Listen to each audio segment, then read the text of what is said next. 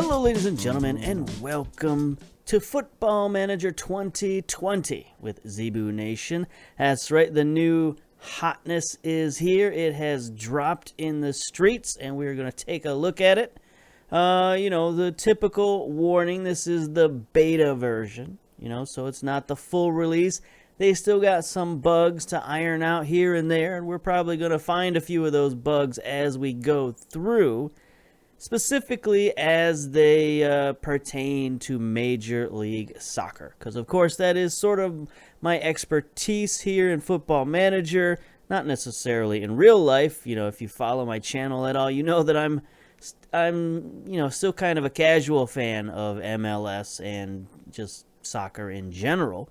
But, I follow it as best I can, and I definitely play it quite often when it comes to Football Manager. So, I've already dove into a save here. As you can see, we got Nashville SC.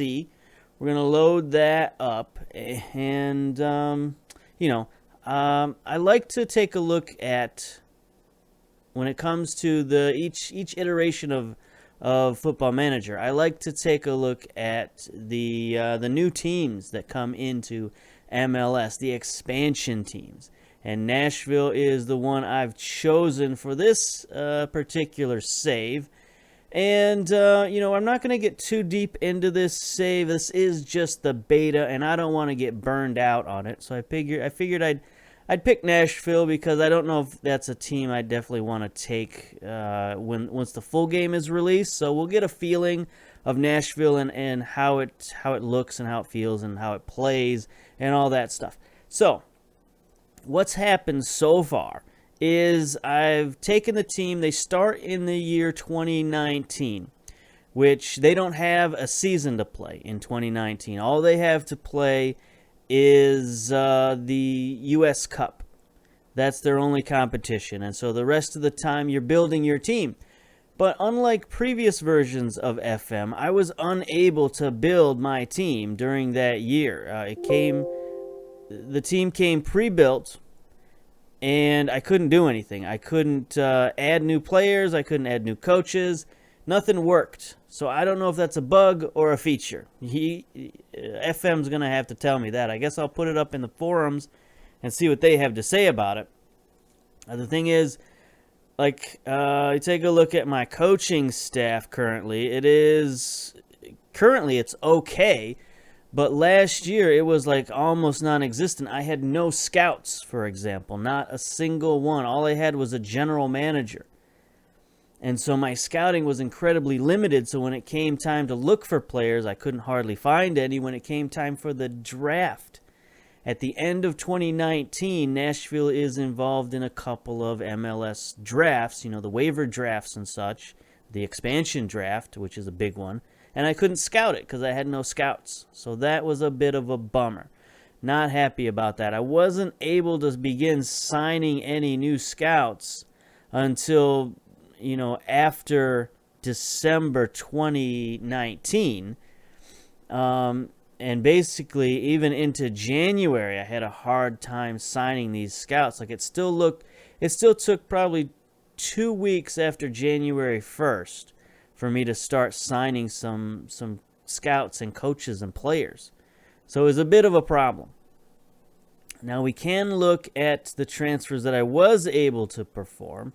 Take a look at our transfer history here. We'll go back to 2019. As you can see here, no real transfers, but I was able to make a couple of trades. They weren't great trades. They were only trades for draft picks, but I figured why not? I just wanted to see if I could do something. And so I was able to trade away a couple of players. I got a few draft picks for this 2020 draft, which I like to do because, in my experience, the first super draft in any version of FM is always the best by far. That first year's draft is just full of players who are going to be excellent players going forward, and then it seems like the drafts kind of get worse and worse and worse as the seasons go by. We'll see if they fix that this year. But the one guy I didn't really want to get rid of, but he's the guy that everybody wanted, was Daniel Rios, 24-year-old Mexican striker. Pretty decent guy. Not the greatest speed or anything like that. He's just sort of average in terms of that, but he's just kind of a solid player. So I didn't really want to get rid of him. The board wasn't happy that I got rid of him, but I got 2 draft picks for him, so why not? He came to Nashville from North Carolina. You know, it's not like he has a great pedigree. Chivas, he came up through the Chivas system, was in North Carolina and then Nashville. So he's playing in the lower divisions. It's not like he was a great player or anything. But he was the sort of highest value player we had at the time, and the board wasn't happy we got rid of him, but we did anyway. So that's all we were able to do in 2019 in terms of any sort of movement at all, players, anything. Now, we did have a couple of guys who were already set as transfers that the board had set or the game had preset for us, and they're pretty good. They're pretty decent players. Anibal Godoy is one of them from San Jose, 29 years old, valued at $2 million. This is a guy who comes preloaded with the team. I couldn't get rid of him. I couldn't add, I didn't do this, but I'm glad he's here. He's a pretty good player, and he's our best midfielder by far. Then David Accam, a guy I'm familiar with through Football Manager. He's got a lot of pace. I like players who have a lot of speed, and he's got it. He's 29 years old. He's losing a little bit here and there in terms of technical and mental abilities, but he's still pretty good physically, especially his speed. And, again, he's one of our better players by far. And then Hani Mukhtar, attacking midfielder. He can play all over the place. He can play center. He can play left. He can play wherever. Very good technicals, not so great physicals. 24 years old, though, so he's pretty young compared to those other 2 guys. And he's another very fine player. He's rated as 5 stars. I don't know if this is quite 5-star ability, but, he's an excellent player, and we definitely needed him. Other than that, we had a bunch of drafts, and like I said, I couldn't really scout these drafts, so I had to sort of pick names that I knew. Now, we got Theo Bair. Remember him from last FM19? He was with Vancouver, and I wanted to see if he was any good this year, and he's not particularly any better in FM20 than he was in FM19, even though in real life he looks to be a pretty good prospect. He's just not getting his due in FM. So this is what you're looking at. 2.5-star guy, maybe 3.5-star, but probably not. Still big and strong and all that, but just, he's not going to do it for you. Kyle Duncan's another guy I picked up. Right back, 22 years old. He's got some potential, but he's just sort of okay. DeJuan Jones, a guy I'm familiar with. He played at my alma mater, Michigan State. A lot of speed, maybe some potential as well. He got some run out for New England last year. Look at his career stats, 19 appearances. It says no goals. I'm pretty sure he got at least a goal last year, but I would trust FM over my own memory. Maybe his goals that I saw him get were in preseason. That's a possibility. But I thought he scored at least a goal last year for New England. But hey, who are you going to trust? Me? Probably not. And then the big signing we had, Walker Zimmerman. We got him from the expansion draft. He's going to be the cornerstone of our defense. 26 years old, outstanding defender. You should know who this guy is. Played for the national team, FC Dallas, LAFC, all that stuff. He's a very good player when he's healthy. He was injured, coming off the injured list. So that's probably why he was on the expansion list. Also picked up Ricardo Pepi, 17 years old. Grabbed this guy in the waiver draft just to sort of see what he was all about. He's not great, but, I took a flyer on the youngest guy in the draft, and he's okay. 3-star potential, so that's sort of MLS quality, but, what are you going to do? Aiden Daniels, a guy I was familiar with from, our previous drafts. He looks to have gotten worse. I don't remember him looking exactly like this. So too bad for Aiden Daniels. He's gotten a downgrade. Andrew Carlton, a young guy that I always say, pick this guy up. If you're in an MLS save, pick up Andrew Carlton, put him in your lineup. He will improve and get better. And he's pretty good. He's starting off as a 3.5-star player, which is much better than he started off before. He started off in a 2.5-star player before. So, he's still a good prospect, in my opinion. Dave Romney, another guy I picked up, just needed a veteran defender, 26 years old, pretty good, pretty solid. He's okay. Brad Stuver, sort of our last draft pick, the only real goalkeeper available. He's not great, but he can hold down the fort until we can find somebody that we need. And then finally, Derek Jones was one of our last draft picks, 22-year-old American midfielder. We needed more midfielders. He's excellent physically, 6'4", great strength and jumping reach. Okay, sort of everywhere else, box-to-box midfielder. I don't know. He was just a guy, and we grabbed him. So that's sort of where we're at. So we've had the one problem of being able to sign players, and that was not a lot of fun in the 2019 season. But as you can see, in the 2020 season, haven't had that much of a problem because of all the drafts and stuff we've been a part of. Our academy right now is looking threadbare. We have nothing but gray players in there. We'll see if that fixes itself next year whenever we get our intake, because we didn't get one of those emails to say here's an intake, and I heard that was different in FM20 this year, so we'll see when that happens this year. I don't know. Development center, as you can see, we have no players. We have nothing. Now, they asked me if I wanted to create a Nashville 2 team. When I joined the club, it said, or when we joined MLS in the year 2020, I got a little email saying, do you want to start a Nashville 2 club to play in USL League 1, I guess? And I said, yeah, I mean, why not, right? So here we are. We got Nashville 2, and they also do not have a lot going on in the way of players. But, we'll be able to fill these guys up, especially because we're about to get to the MLS SUPERDRAFT for 2020. So that's really why I wanted to start here, so we can take a look at the SUPERDRAFT and see how it's improved for FM20. So a lot of our SUPERDRAFT players will probably be playing in Nashville 2 this season, but we also have to fill these guys out with staff and all that kind of stuff. All right, finances. The finances for Nashville start out a little low. This is not Atlanta United. This is not a team with a huge bankroll behind it. This is a team that's more like, I want to say, Minnesota, where they came up from League 2, and they need to find their footing as a professional team. So in 2020, you get some pretty good money from MLS. As you can see here, we got about, I think you get like $3.6 million, something like that. And as you can see, our overall balance is only $5 million. So we didn't have a ton of money to play with in that 2019 season anyway. But here's what you're looking at. You're looking at $5 million balance, about $1 million in transfer budget. $4.2 million is what the MLS payroll, or what the payroll maximum is. I think that might be the MLS. Let's take a look at league specific.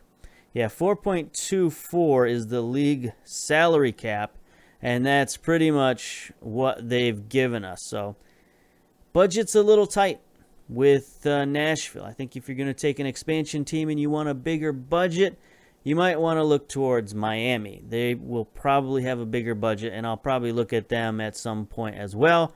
But this is Nashville. So we've got just about $1 million in transfer money. We got $170K in allocation money, which is okay.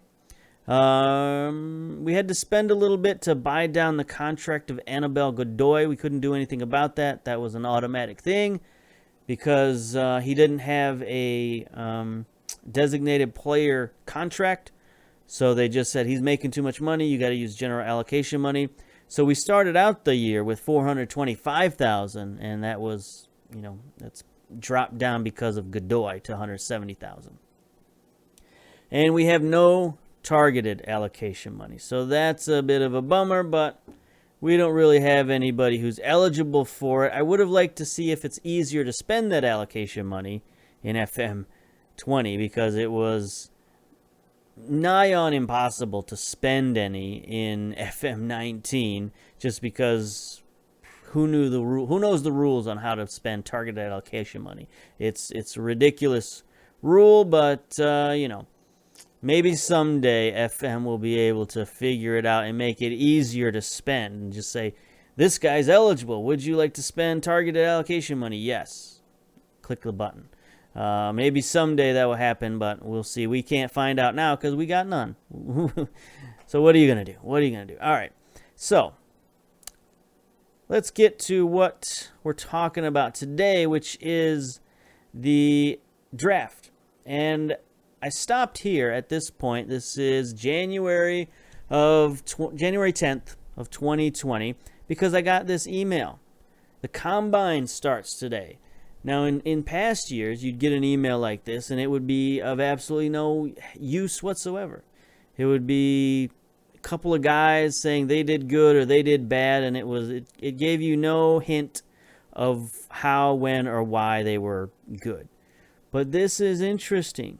This has more of a combine feel to it, because it actually mentions the tests that go on at these combines. The combines are more than just dudes getting together and playing a couple of scrimmages. It's actually a physical test. They test your speed and agility and all that stuff so that they can see if they're actually getting some good athletes. And so I got a combine report from my general manager, Mike Jacobs.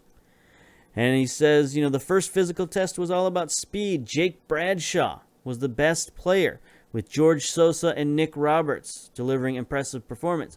So that these guys are going to be fast, and maybe the fastest guys in the draft.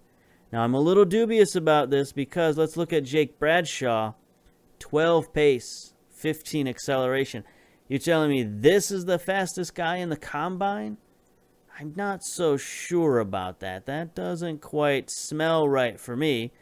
Let's take a look at the next guy, George Sosa. 12 pace, 16 acceleration. So it seems to me like this guy should be faster. Maybe the other guy had a better day. Maybe he had, his own coach running the stopwatch. I don't know. But this guy seems to me slightly faster. And then last but not least, Nick Roberts. He's even faster yet. 14 pace and 16 acceleration. And he's a 3-star guy. So I don't know. I think they got to tweak something going on here, because those other guys, there's no way they're faster than this guy unless our scouts are just that wrong. Okay, so there's something wrong here. Either the algorithm of the game is wrong, or our scouts are wrong and we're getting some misinformation here. I guess we'll have to take a look at that, even though it says here 100% scouted. So I don't know how 100% scout could be that wrong. It's not like our scouts are not good. So that's a possibility, but I haven't really seen that level of misinformation in previous versions of FM. Okay, let's get out of here. Next is the agility test. Jonathan Morrell. We don't know anything about this guy, 21-year-old Canadian. We'll scout him. So, it could be, these emails could be helpful. Matt Antonella. We know a little bit about this guy. Actually, we know 100%. And we know that, what is he? He is a goalkeeper with 14 agility. So I guess that's interesting. 2 pros, 3 cons. I don't think we'd ever draft this guy, but he's agile. Good for him. And then finally, jumping. Ian Jones, 18 jumping reach, a striker. 6'6". This guy's interesting. He's also 100% scouted. Keep this guy on the watch list here. Ian Jones, 21 years old, very brave, low determination, so that's not great.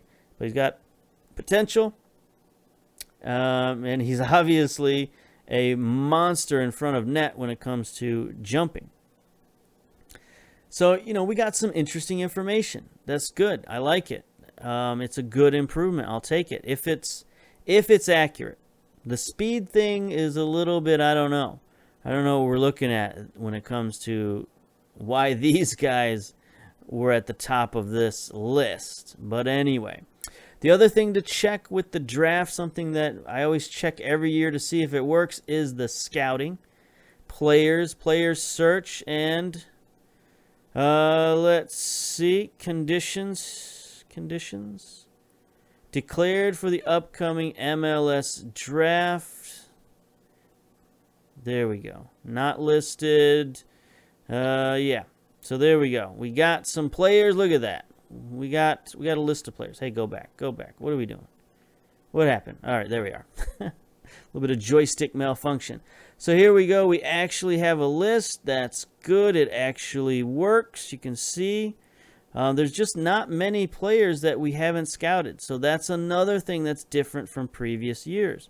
It's not, the draft isn't just a complete guessing game. We actually have rankings on all of these guys, which is how it should be.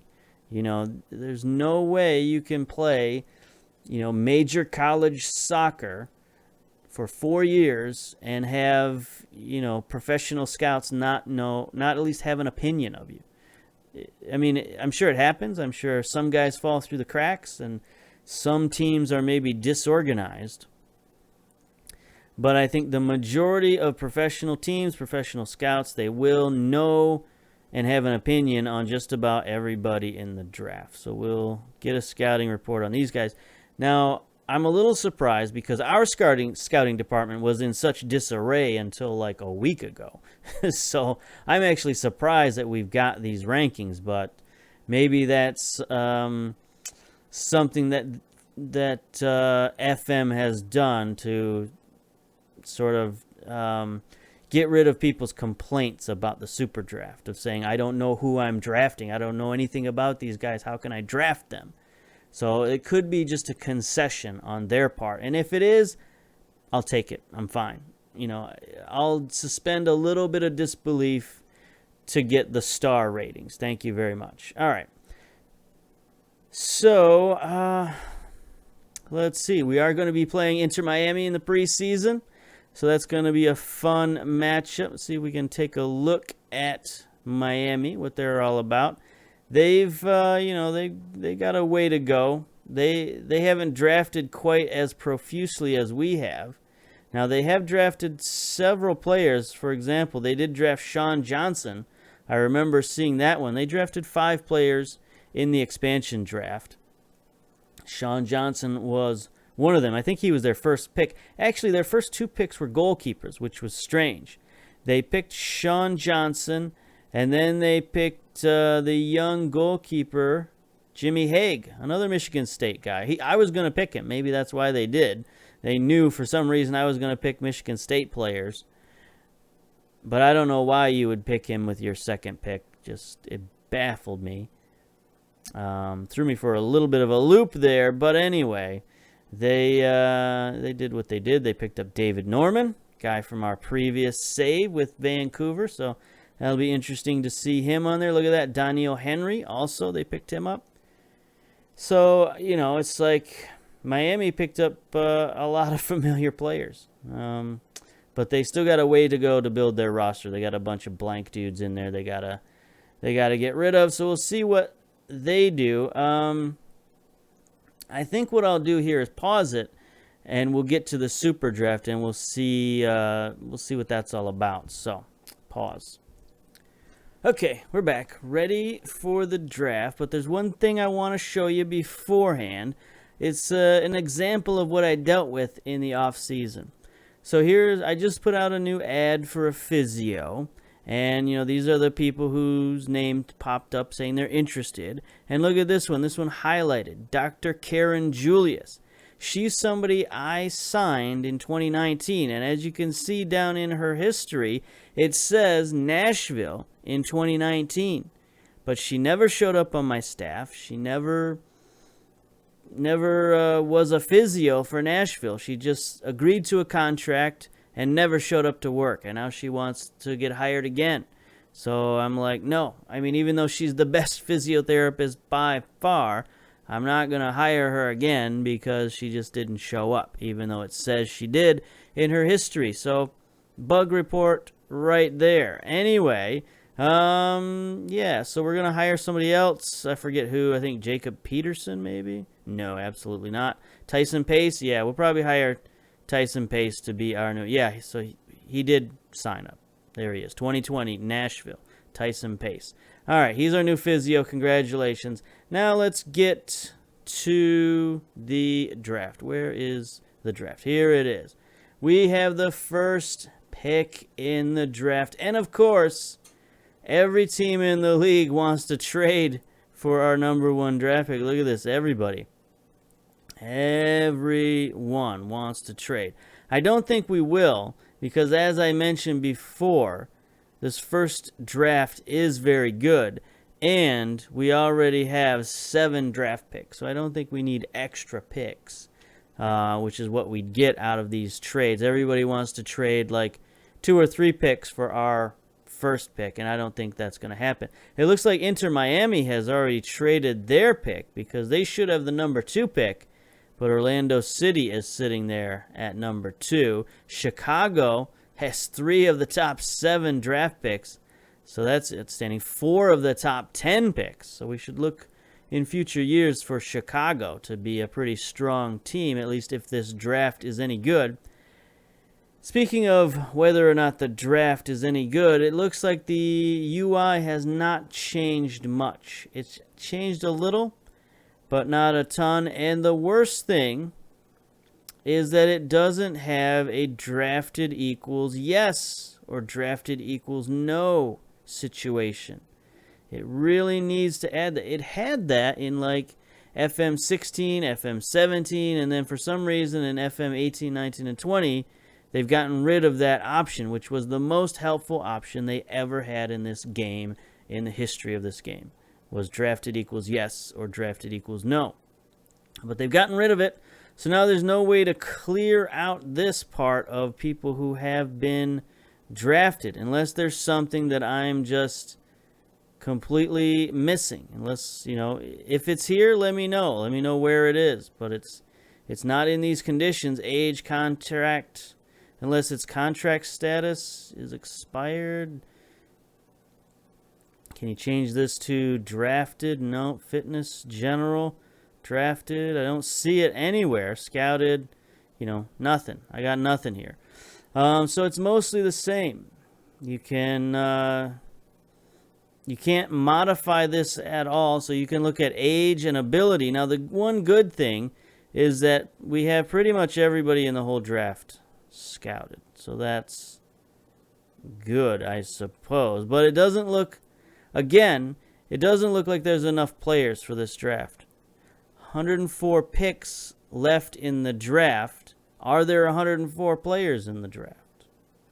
Doesn't really look like it. There might be 104 players. Certainly doesn't look like there's 104 worthwhile players in the draft. But we'll see. We'll see how slim the pickings get. Now, it looks to me like the best prospect here is John Ward, goalkeeper. 20 years old. He's the youngest top player in the draft. He's a sweeper keeper, and guess what? When it comes to our team, we need goalkeeper. Because right now, our top goalkeeper is B. Stuver. Brad Stuver. He's not great. He's okay. 14 reflexes, punching. He's okay aerial. He's very fit, 17 fitness, but he's not great. He's only 2.5 stars. That's all he is. Backup is C. Sparrow, a guy who was on the team in 2019. He is definitely not MLS caliber. Let's see. And then our third goalkeeper is D. Vitiello, 23 years old. He is not long for this earth. He's going to be deleted from the database very shortly if I have anything to say about it. So I'm pretty sure with our first pick, we're going to go with John Ward and draft that dude right there. Are you sure you want to pick? Yes. There we go. It picked. It made a move. Make sure the first pick overall. Pick John Ward.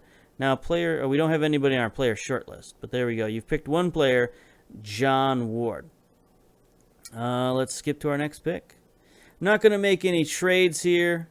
Just going to go through the draft. So we now have the 25th and the 27th pick. So that's the, what is that? Yeah, that's the second to last pick in the first round.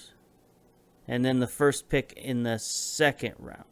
So what else do we need? What else do we need on our team? You can see we got a few holes in the roster right here. In terms of starters, we could actually use a striker. You know, more strikers, the better. Because right now our starting striker is Ricardo Pepi, the 17-year-old. I really don't think we want that going into our inaugural season. Otherwise, we got Theo Bair, 20-year-old. We know his problems. He's just not going to get any better. Belmar, Carlton Belmar, 27-year-old Grenadian. The hand grenade here. He is not also long for the team. So if we can replace him, you know, it's possible we could put Mukhtar up top. He's got the overall skills to be a striker, but he doesn't really have the speed. He doesn't really have the finishing to be a striker, so we probably will not put him in there. So I think we need a striker. So let us see if there are any top strikers available. So, all right, so we've got these guys are all drafted. Morel, 21-year-old advanced forward. He's a striker, but he's a guy we don't really know a ton about. And, you know, he doesn't look like the best guy in the world. He's fast. He's probably like 16 pace, but look at his finishing. Super low. Probably like 7 finishing. So not really our type of dude. Not going to happen. So, come on. Come on now. What are you doing to me? What are you doing? There we go. Let's change views here. Get to a style here and see if we can find a striker. Position, goalkeeper, position, striker. Let's see. You know, maybe we could use some of this. Position. Okay. Position is natural at striker. All right, maybe I'll pause it here. We'll come back when I've made a decision so you don't see my entire thought process. Pause. Okay, we've gone through the draft, finished it out. It's gone pretty much the same as other drafts in previous versions. I didn't notice any errors. I didn't notice any bugs. I didn't notice any undraftable players. So that's good. So you saw our first pick, John Ward. Then I went with Hiram Sanchez, left back, because we needed a left back. I kind of forgot to point that out. But we don't really have a left back to speak of. I mean, the only guy we have here is actually DeJuan Jones, who's actually more of a winger than a back. I mean, he can play there. He's got 9 tackling, but, you know, it's not really what we want. We would prefer to have a real left back. And Hiram Sanchez is pretty good. And this draft was a little light on defenders. It had a lot of attackers, so I figured I'd pick up one of the better defenders early and, you know, pick up whatever was left of attackers because there was just way more of them than defenders. And he's pretty good, 6'1", so he's got nice size for a left back. Very fit, good balance. Great teamwork, 18 teamwork. And then he's got 13 tackling, 12 marking, 10 heading. That's good enough for a rookie. He's 22 years old, so he's a little old, 1 year too old. But, you know, he's sort of the best of the bunch. Then with our, let's see. So that was our second round pick. So that was the first pick in the, no, that was our first round pick. Forgive me. That was the 25th pick in the first round. Then, with the first pick in the second round, we selected Francisco Martinez, striker / attacking center mid, pressing forward even. And he was the guy who just sort of had the best speed available. 15 pace, 15 jumping reach, 6'6", 15 agility. So some pretty incredible physical stats. Now he's a little bit slim, only 9 strength, but we could probably bulk him up a little bit. He also has 19 determination to go with all of that. So that's some interesting stuff. Technically, he's kind of far behind, but he does have 14 technique. So that indicates that maybe he could get better with his technique. His pros and cons were pretty good. Determined, consistent, agile, natural at a couple positions, fair amount of speed. Could be retrained as a left winger, so he's just positive all around, plus 4 stars of potential. You know, we'll take that in the second round for sure. Then we picked up another striker, Jonathan Scott. A little bit of a different fella. 5'11", not quite the physical beast the other guy had, but he has 16 teamwork, 14 heading, 14 finishing, so more of a technical player, even though his technique is much worse. I don't know how that works out, but he's a target man. He can also play pressing forward, advance forward. He's just a little bit more versatile. You know, a little bit less in terms of, or a little bit more in terms of cons. He's one-footed, has a competitive streak, which can lead to him bending the rules, so he might get a lot of fouls. But, you know, he's got potential. He works well within the team structure. He's considered a physical player. So, again, he's got a lot of potential. Good player, Jonathan Scott. And, again, you know, this isn't a first-round guy. We'll take him. This is what I was talking about, where the first draft of MLS is always very good. And then we went defense after that. 3 straight defensive players. Mark Clark, right center defender. 6'2", 14 jumping reach, 16 determination, bravery, aggression. So he's got great mentals, 14 positioning, 15 teamwork. And then he's got 14 tackling and 14 marking to go with it. His big downfall is only 7 heading. So he might play fullback, might move him up to defensive midfielder. Who knows, but he's an interesting guy. And he had a lot of pros, 9 pros. He relishes big matches. He's brave. He's natural at a couple positions. Could improve, like fairly consistent. Just couldn't pass him up. He is 22, but he just had too many positives to go along with his very few negatives. And then Jared Greaves, who was our, he was our third round pick. Third round pick, Jared Greaves. Central defender, 21 years old. Not the greatest physically, only 6'1", sort of average mentally, but he does have 14 teamwork. Great tackling, decent heading, and okay marking. I picked him because, you know, he also had a little bit of potential, 3.5-star potential. But I found it's much easier to train a guy up marking than anything else. So if I'm going to draft a guy who's got, you know, one of his 3 being low, you know, marking, tackling, heading, those are the 3 most important attributes for a central defender. If one of those has to be low, I'll choose marking because it's easier to train marking than anything else. And then finally, Michael Budnick, a right or left defender. We need both, so he can play both. Only 4 jumping reach, but he was sort of the best available in the 4th round. And this is actually a very decent 4th round pick. I mean, I'll take this guy in the 4th round 10 out of 10 times. He does only have 10 tackling, 10 marking, 8 heading, 10 first touch. So technically, he's behind the times, but he does have some potential. He's got 4 stars of potential according to our scouts. And he had pretty good, feedback from the scouts. Very brave, consistent performer, potential to be an MLS back, balanced and normal personality, all that stuff. Pretty good. We'll take that.